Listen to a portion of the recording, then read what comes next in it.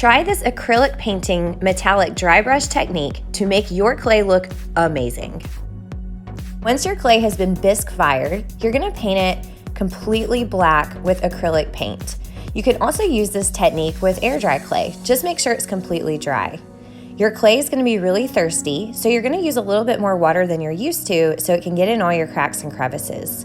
My clay is a flat tile that I've added coils and texture to, and the metallic dry brush is just going to make those areas just pop with color. I've added my lesson plan for this, and if you click the link above, it will show you exactly how to make a tile in this style using regular kiln-fired clay, or you could totally do this with air dry clay as well.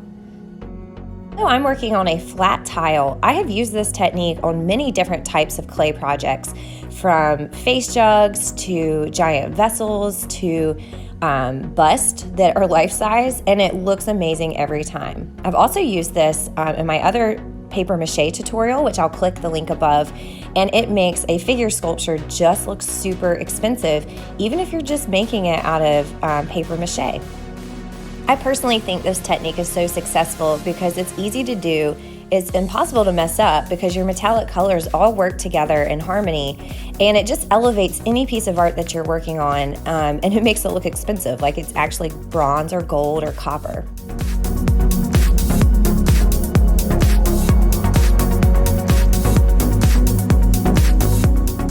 Go around all your edges so that they have a coat of black paint too, and I always find it helpful to turn or rotate the piece of art I'm covering in black paint because sometimes you can't tell you didn't get a spot until you've changed your angle.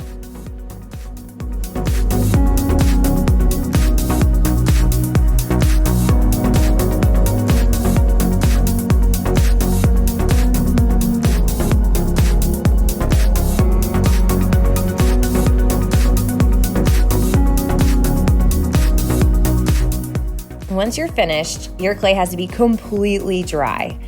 It takes at least 30 minutes, and if you're doing this in a classroom, I always wait until the next day. Dry brush. As the name of the technique implies, your brush is going to be completely dry and you're not going to be using any water. I'm starting out with this gold chroma metallic paint, and this is going to be your first coat. So with your largest brush, you're going to wipe paint on and then wipe most of it off.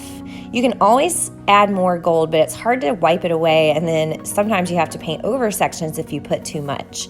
You're going to scrape with your brush the paint, and it's going to feel dry because you don't have a lot of paint on the brush, and that's the point.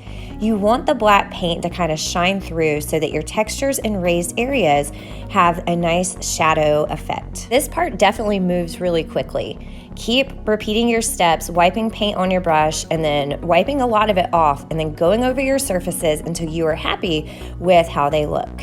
I use older paintbrushes for this technique. I kind of save the paintbrushes that are still good. There's nothing wrong with them, but they've been around the classroom or my studio for a while. And so these brushes, I don't mind kind of roughing them up a little bit to get in the cracks and crevices. Definitely don't use like your fine point brand new brushes. Save some of the ones that have been around a little bit longer for techniques like this.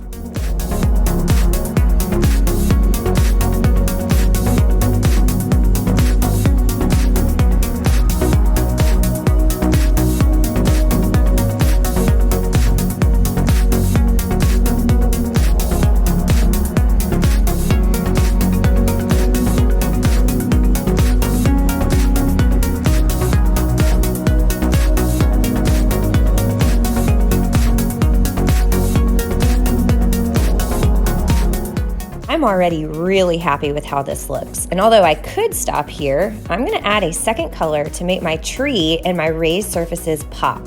I'm gonna use the copper chroma metallic color, and I'm gonna use a little bit smaller of a brush, and I'm gonna use a clean dry brush with this one.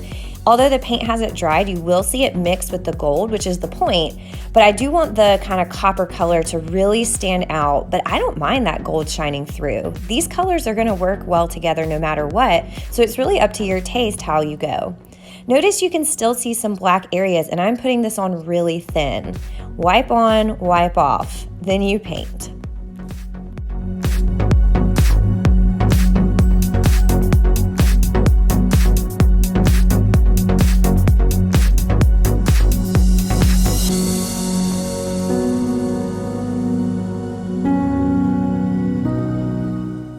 I really am obsessed with this technique. I think it looks so nice. I could stop here, right? But I have more paint colors, so I'm going to use them. I really love the silver from this brand. I think it just looks really thick, and it just looks like expensive silver. And I'm going to go around the edges of my tile. I like that I made it circular, and so I'm going to kind of add a highlight to the edges, fanning into those sections, blending into my first coat of gold paint. I'm still using so very little paint. I mean, you can see on my palette, I've barely touched the paint I've poured out. And I'm just thinking this is like a last highlight to kind of emphasize my textures, emphasize the circular composition of this tile, and just give it a little bit more interest.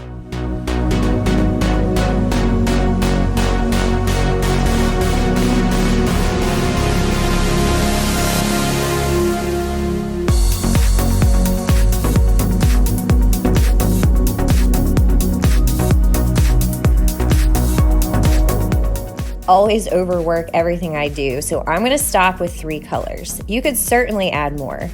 I love this technique. I just can't believe how my textures look. I can't believe how it elevates this piece of clay. This metallic dry brush technique I have used with high school students. I've used it in my personal artwork on a hanging installation, and most recently I've used it with 10-year-olds, and every single time the results are just gorgeous. If you're an art teacher or you love making art, don't forget to subscribe. I upload videos almost weekly, and you can get all my information on my website, thatartteacher.com, for full lesson plans, pictures of student work, and rubrics, and ideas for inspiration in your classroom or your home studio.